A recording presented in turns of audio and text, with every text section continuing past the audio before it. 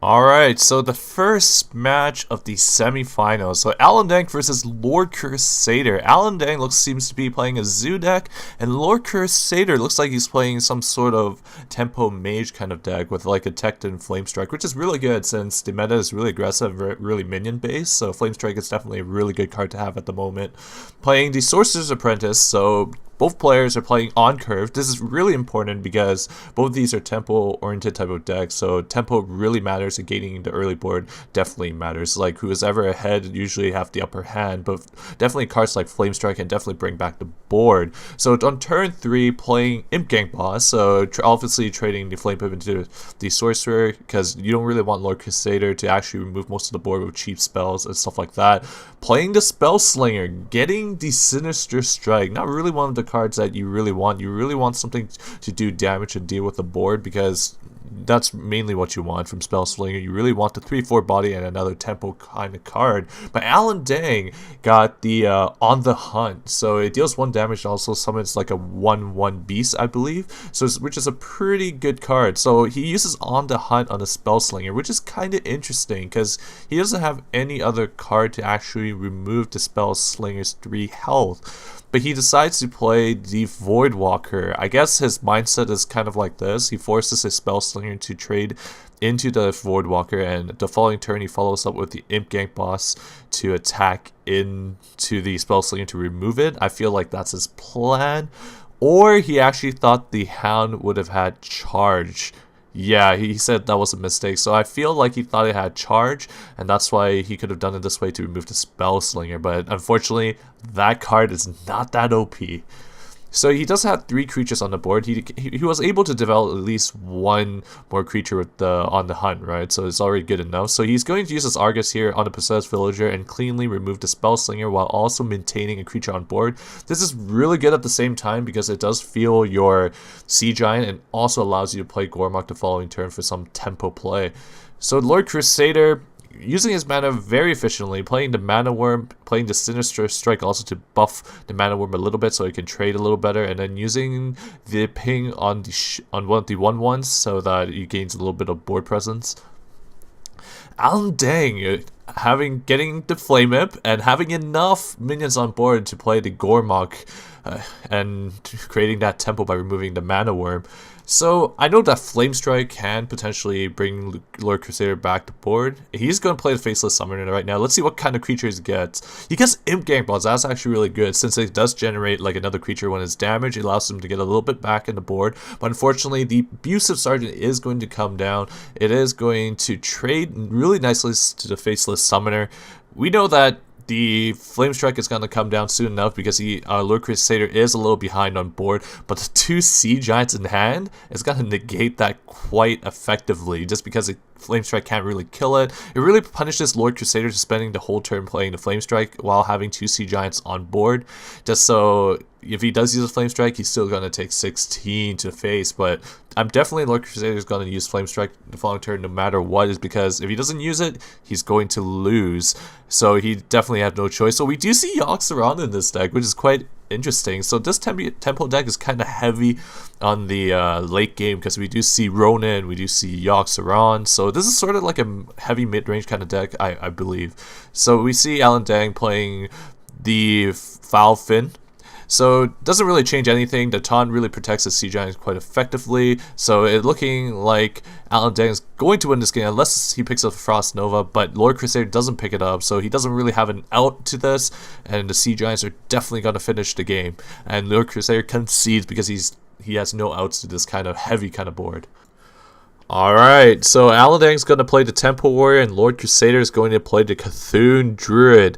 Looking at Lord Crusader's hand, his hand's looking pretty good. He's getting the Wild Growth, so if he has the Wild Growth, I would put everything back and to look for better creatures like a 3-drop and a 4-drop. So he picks up the Twilight Elder. Even looking at Lord Crusader's face, he's going like, this is a pretty good hand. So what he can do is he can coin in the Wild Growth, he can follow up with the Twilight Elder the following turn, and then after that the Cthulhu's Chosen. So a very good curve from Lord Crusader just because picking up that Wild Growth and a 3-drop and a 4-drop. From Alan Dang's side, I would probably play the Armor Smith, use it to use that additional damage to trade into a minion that the Druid can play, which is pretty big. like a minion that can possibly play that's pretty big, and then follow up with the Fire War Axe to remove the creature, which is the Twilight Elder. But picking up that Innervate allows Lord Crusader to actually play the Beckoner of Evil, which is pretty disgusting, having two very sticky minions in the very early curve. And Alan Dang, he can't really do much right now. He can develop the Fire War Axe and try to remove the 2-3.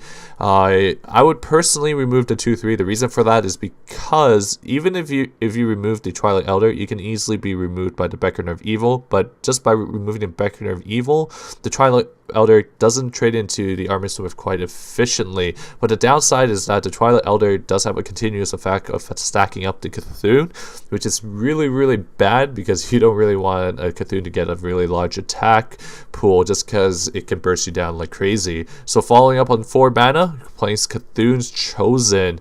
So Lord Crusader was actually thinking of trading into the Armor Smith. Nah, he's actually going phase. He wouldn't really want to trade into the Armor Smith because the Fire War Axe can just remove it so easily, and you can just use the 1/1 Armor Smith to pop the Divine Shield. You want to make it awkward for Alan Dang. So Alan Dang's turn is really awkward. The Divine Shield is annoying, and Twilight Elder itself is a very sticky kind of minion. So what I feel like he can do is that he can trade in the Armor Smith to the Twilight Elder and then axe it down. The reason for this is because you don't really want the Armor Smith at a high health anymore because the Cthulhu's Chosen is going to trade into it very efficiently anyways with the Divine Shield without dying. So you might as well just make it a 1/1 and then use it to pop the shield so the Lord Crusader doesn't get too much value out of it. And maybe you can develop something else with it, like you can develop like Acolyte, or you can even use the Cruel Taskmaster. Oh, but he can't really use, yeah, you could Cruel Taskmaster to move the Twilight Elder, but I think this is a lot better. Ooh, picking up the Claxis. Really good top deck by Lord Crusader. He does have enough stacks for a 4/10 Claxi, which is really, really devastating. So the Divine Shield is popped by the Acolyte. Trading the Acolyte is quite good. You're denying Alan Dang draws, and in terms of a tempo kind of matchup, whoever draws more usually wins the game. And Lord Crusader looking like he's running out of steam, but that Zerdrake will really help him out. So since the Divine Shield is popped, you can potentially just use the Fire War Axe to axe down to 4/2, or you can play the Bloodhoof Brave, forcing the Claxi and the Cthulhu's Chosen to actually trade into it. But I feel Fire War Axing and then just play another Acolyte is good enough. You're also forcing Lord Crusader uses 4/10 to actually trade into the 1/3, so you save some damage to the face and stalling for the cards that you need to actually remove the Claxi. So playing the Acolyte, hoping that Lord Crusader can actually want to remove it with the 4/10 instead of like a Wrath or Swipe. So a Swipe is being top decked, so Lord Crusader is getting all of the cards that he needs perfectly off the top deck. So that's one of the cards. So Lord Crusader probably follow up with the Hero Power because he can't do anything else. You probably don't want to use a Wild Growth with your remaining 2 mana. You probably wanted to use that to draw in the late game because you're kind of running out of steam. So going on to turn 6, I believe you can play the Bloodhoof Brave. You could potentially use the Ichor onto your own Bloodhoof Brave, but I don't really feel like that's good, is because it can easily be removed the following turn with the Druid Hero Power.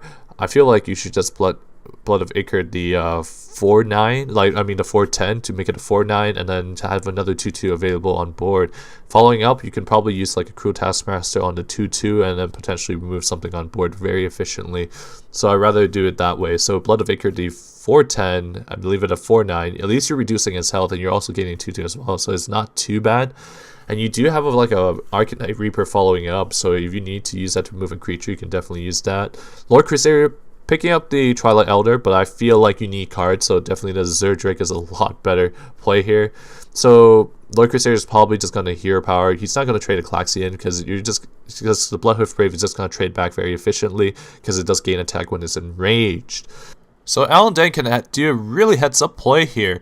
So what he can do is use the Cruel Taskmaster on the 2/2 to make a 3/1, trade into the Calaxi, and then play the Ravaging Ghoul, making the Bloodhoof Brave a 5/5, trading a Calaxi, removing it, and following up with the Fire War Axe to remove the Azure Drake. So what you're going to have on board is a 5/1 Taunt, a 2/1 Cruel Taskmaster, and a 3/3 Body. So having a lot of tempo there, and then bringing back the board to your favor, and I see that Alan Deng did see that play, so he's definitely doing it right now. He used the Cruel Taskmaster onto the 2-2, traded in Klaxi, Ravaging Ghoul, Fire War Axe down, and then trade the Bloodhoof Brave in. So yeah, so having a big board and being able to fit it in a hero power too is always essential, because he was a little bit low on health at the same time. But picking up the swipe, that is insane. Lord Crusader top decking once again, another answer to what he actually needed. So, and then playing a Twilight Elder, gaining a little bit of tempo back. But Alan Deng playing the Grom, saying that I'm going to remove your Twilight Elder with the Grom. I'm going to leave a 10-6 on the board. If you can't remove it, I'm going to consistently deal 10 damage to your face each and every turn. And Alan Deng does have a lot of damage in his hand. He also has the Battle Rage to draw into 2 more cards. Or he can actually play the Bloodhoof Brave at the moment and then Whirlwind, making another damage creature and draw 3 cards. He has that kind of option. Or he can just develop the Fire War Axe and just remove the Azure Drake. But he definitely is going to Whirlwind. And then he's going to use the Battle Rage to draw 3 cards. I definitely like drawing more. You can potentially draw into the Execute. So yeah, Execute into removing the Azure Drake. So Alan Deng gets what he needed. I personally like removing the Azure Drake here. The reason for that is because you're going to protect your board. And you sort of need to race down Lord Crusader before he can actually burst you down with Cthulhu. And especially when he has so low cards in his hands. It's really unlikely that he's going to draw into Cthulhu anytime soon. So I feel like it's worth to actually execute the Azure Drake, but he decides to use it to remove the Azure Drake. Now you lost 10 points of damage because Lord Crusader does top deck a Wrath. Like, Lord Crusader is just top decking everything today.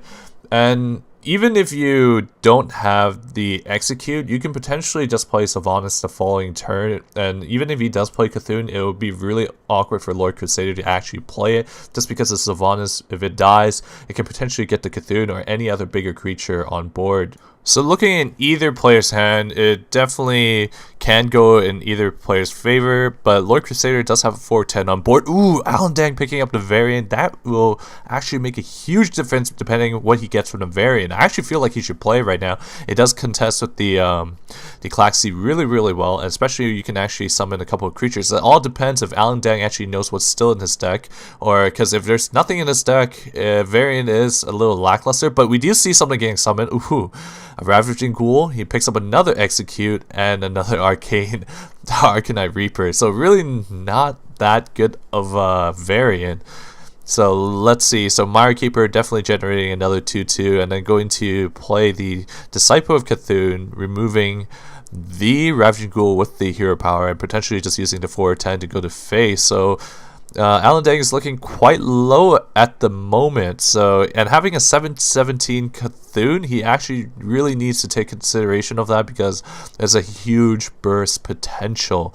Fortunately enough, Alan Deng does have 2 Execute, so he can actually potentially remove most of the things on board. He might want to save an Execute for the Cthulhu because it is quite huge in terms of damage, but he decided to use the 7-7 to trade into the 3-3 just to stop the bleeding a little bit and use Arcanite Reaper to trade what's left on the board that he can actually trade into, and then playing the Dread Crusader for 0 and then Cruel Taskmaster to 2-1 just to stay alive just a little bit longer, hoping to get that burst potential. And that's why I wanted to go face with the Grom and just execute the Azure Drake, is because right now he could have done a lot of damage and forced Lord Crusader more resources to actually remove the Grom while dealing 10 damage at the same time. Right now there's 2 Executes sitting at Alan Deng's hand, so I definitely feel the Execute before was actually the correct play, because then he would be able to burst down Lord Crusader and able to race him down. So the slam is being picked up. He could potentially use that for draw. I definitely will execute the Klaxi, definitely. But maybe he doesn't want draw at the moment. Maybe he just want to establish the board and heal. Yeah, I definitely like that a little bit more, just in case Cthulhu comes out. If Cthulhu comes out and it destroys the Sylvanas, it will be able to steal the Cthulhu. So definitely, it is a better play, in my opinion, to play Sylvanas at the moment. And using 7 damage to hit face, that's actually quite a bit of damage. So Alan Deng is putting Lord Crusader on the clock, and Cthulhu is being picked out. If he's lucky, Cthulhu would deal 10 damage to the face and taking this game. But let's see if he's that lucky. No, he is not that lucky. He's only put down a 3 at the moment. And even if Allendang chooses to steal Cthulhu with a Sylvanas, he can't use it to attack. So really unfortunate. He still has to wait for another turn for lethal. But picking up a taunt is a really big deal. One thing that Allendang can do right now is use the Sylvanas to hit the face to put Lord Crusader in a lower health total so he can potentially win with just Cthulhu straight off, and then he can use the Slam and then steal the Cthulhu, keeping it healthy, and also playing the Frenzy Monkey to actually protect himself and the Cthulhu. So Lord Crusader really has to pick up some direct damage here. He can potentially just pick up a Swipe, which is one of the outs. Over Veclor. Veclor is actually a really good card for Lord Crusader right now, so he top decked another really good card to save him. He can actually buy himself another turn. It doesn't look like Lord Crusader is dead this turn though. He can potentially just use the 17-17 to attack the 1 of the 4-6 and then use the Frenzy Monkey and then execute it, and then just play the Arcanine Reaper and just hit the face. This is a full board clear, but he is still vulnerable, and he can also obviously just develop the Harrison Jones, of course. Obviously, he can just develop the Harrison Jones. He can even follow up the Arcanine Reaper the following turn. He is threatening lethal at the moment, so definitely Lord Crusader has to figure out what to do at the moment to actually save himself. He did pick up the Keeper of the Grove, but I don't think that's enough. It is a 6-6, and then he is facing another 5-4. He does have an Arcanine Reaper in hand, total of 16 damage. Allendang will be taking game number 2, also having Korkon and lead being picked up right at this moment, so he has more than enough damage for lethal. So Allendang taking game number 2 in a very close match against Lord Crusader. So, this could potentially be the final match of the semifinals. Would Allendang sweep Lord Crusader, or would he come back with a reverse sweep? So we do see Allendang playing his Control Paladin deck, and we do see Lord Crusader playing a Cthulhu type of priest deck. So Lord Crusader is really loving those Cthulhu decks, and I'm really excited to see what kind of, how Lord Crusader built his Cthulhu priest, because priest is really considered one of the weaker classes at the moment because of the removal of Light Bomb. So I'm really excited to see what's in store for priest. So playing Beckoning of Evil on turn 2. So he is playing the Entomb, so Lord Crusader can use that for an answer for the Tyrion. Doomsayer is being played on turn 2 just to react to the board, just so it denies Lord Crusader tempo.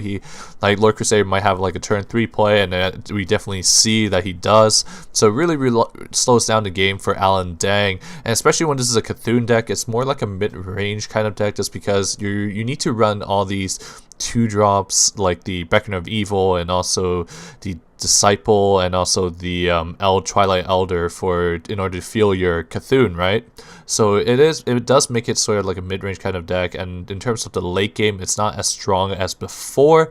So Allendang can actually really take advantage of that, and he does Elder the Twilight Elder, and then give the Acolyte a little bit more value by drawing tons more, just because it has 1 attack, and Lord Crusader doesn't really look too happy about that, and I can agree with that, just because you are allowing Allendang to draw tons more.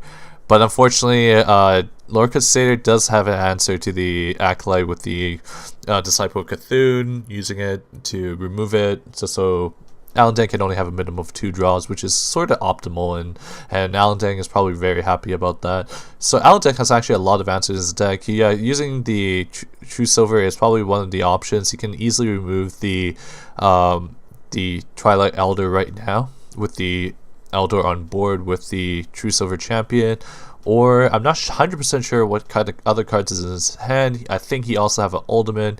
I don't think he's going to use the Alderman just because there's really no point. He also have a Consecrate at the moment, but even if you Consecrate the board, you can't remove the 2 creatures, so definitely True Silver and then using the Elder Peacekeeper to remove the Twilight Elder. You don't want Lord Crusader to get more stacks of the Twilight Elder.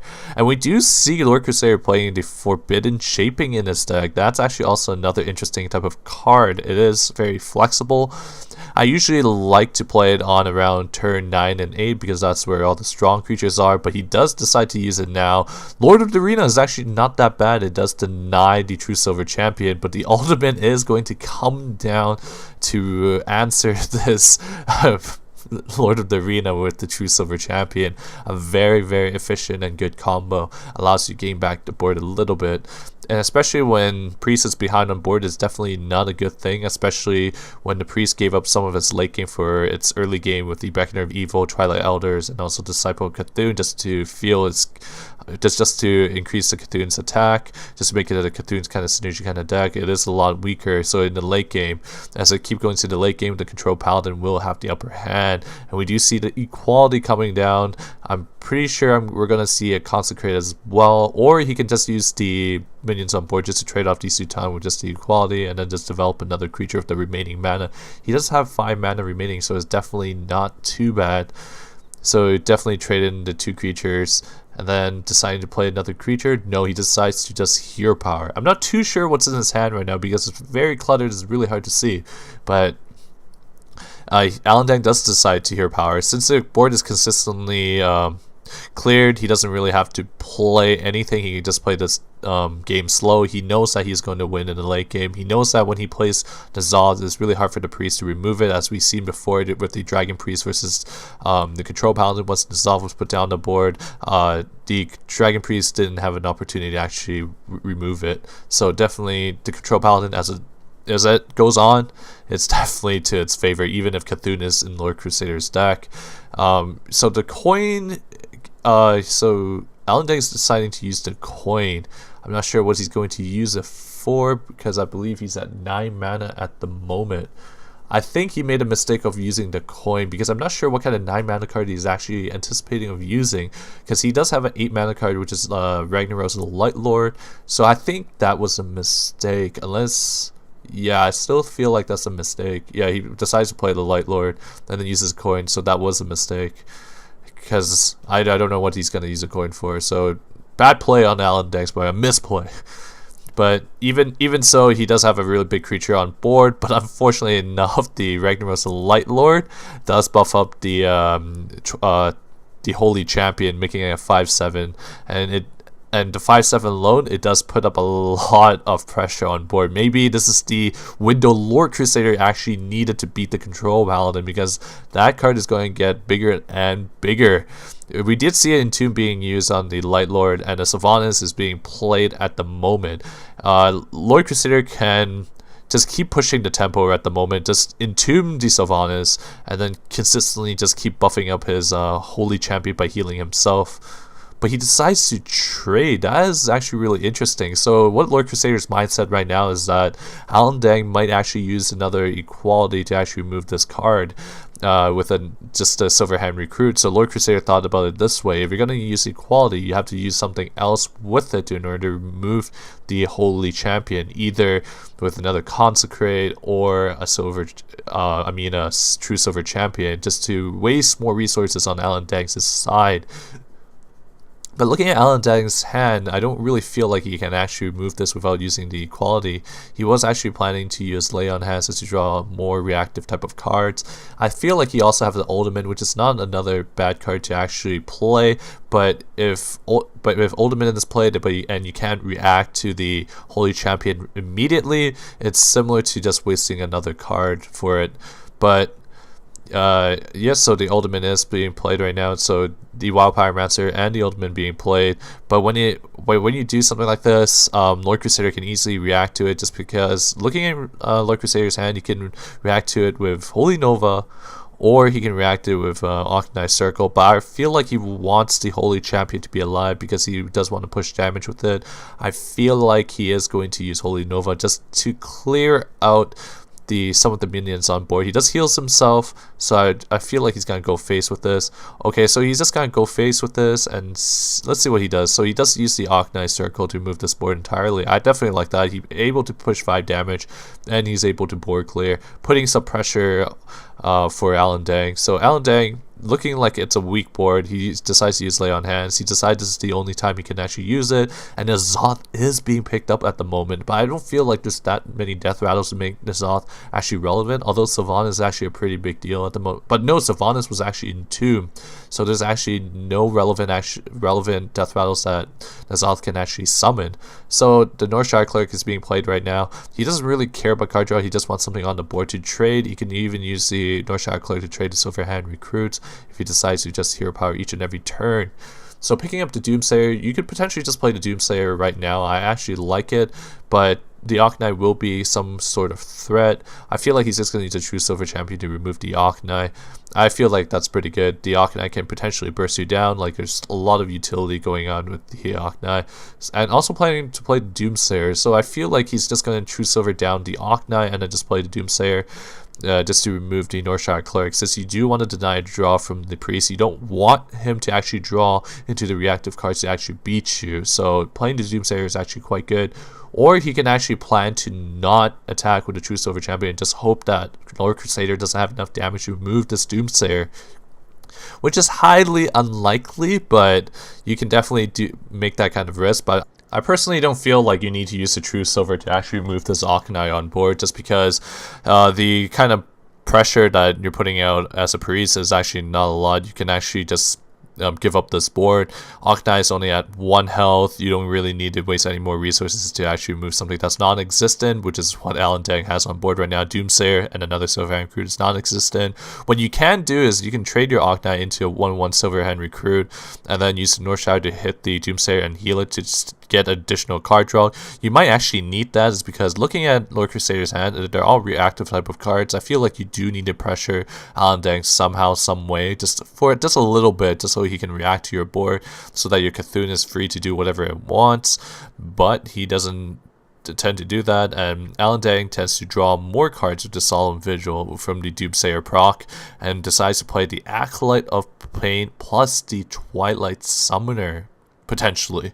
I feel like playing a Twilight Summoner is not bad, just because, just in case if Lord Crusader decides to AoE the board, you have something for backup, like the Twilight Summoner, and if it does get removed, it does feel your N'Zoth as well. Sylvanas Windrunner is going to be played right now, so Sylvanas Windrunner is actually quite good at the moment, and it's also quite dangerous too, just because we do see Shadow Word Death in Lord Crusader's hand. But he decides to use the Excavated Evil, which is quite good too, because you don't really want Alan Dang to draw into more cards. But I think Alan Dang drew enough. He doesn't really need any more. So he's going to play the Twilight Summoner, and I think he's going to start developing his minions. And because he doesn't want Cabal to actually steal one of these Twilight Summoners, he decides to use the Pyro to actually remove the Death Rattles, and just so he doesn't steal them, and just going to play just gonna have the 5/5 immediately. So we do gonna see the Holy Nova come down with a combination of Excavated Evil. I think Lord Crusader is not gonna look too good after N'Zoth is going to be played with the 2 Twilight Summoner and maybe another Death Rattle. I'm not 100% sure how many Death Rattle he has. Okay, so it's only to 2 Twilight Summoners, but that already provides a lot of pressure for Lord Crusader. But Sylvanas is definitely gonna come down. One of the cards that can contest the N'Zoth at the moment. If it trades into the N'Zoth, it can potentially get one of the creatures on board. But looking at Alan Dang, he can start swarming his board with loot hoarders if he wants to. But he has been drawing a lot of cards, and he might go into fatigue, which is not really what he wants. If he starts taking fatigue damage, Alan Dang has the possibility of losing just to Cthulhu, just because the burst potential is just so high. One thing that Lord Crusader can do, I feel, but this is like Alan Dang's turn though. But let's talk about a little bit about Alan Dang. So Alan Dang, yeah, he can minimize the damage that the Sylvanas can actually do. So he's gonna Eldor it. He's probably just gonna play that 3/3 just for tempo wise, and possibly just to lower the pressure that Lord Crusader puts on the board. He might decide to use the other Twilight Summoner to actually trade into the Cthulhu's Chosen. I feel like it's definitely okay to do that. But you don't necessarily need to. I feel like you have enough pressure on board to actually, yeah. Okay, so he decides to Consecrate while trading in the Twilight Summoner, which is kind of unique. at the same time. Oh, I guess, like, I see. So he procced all his death rattle just so he doesn't want Sylvanas to steal one of the death rattles, so when he board clears, it makes it a little difficult for him. So Holy Nova is picked up, but I'm not sure how relevant this actually is. So he can actually potentially just hit his own Sylvanas with the Disciple of Cthulhu and then potentially steal something. But he doesn't need to do that. He does steal 5/5. He guarantees himself a value steal, and he's going to decide to use Holy Nova right now. Lord Crusader trying to stay alive here, not looking too good at the moment. So another Consecrate is going to come down for a full kind of board clear. He can probably finish it off with the True Silver Champion and just have Loot Hoarders being played at the moment, and then use the 2/5/5s, two 5 attack creatures on board to consistently do damage for the next couple of turns. Lord Crusader doesn't have minions on board, and he's not going to pick up another threat anytime soon. He does only have Shadow Word Death. Ooh, Forbidden Shaping. That can potentially save him. He needs to heal, and he needs to get Ragnaros off this and potentially remove one of the bigger creatures on board just to stay alive a little bit more. But, ooh, this card is actually highly relevant too. Just if he can actually pull the effect off, he can actually potentially win. But unfortunately, he doesn't have enough survivability to actually pull it off, unfortunately. And Alan Dang does take the series with a sweep.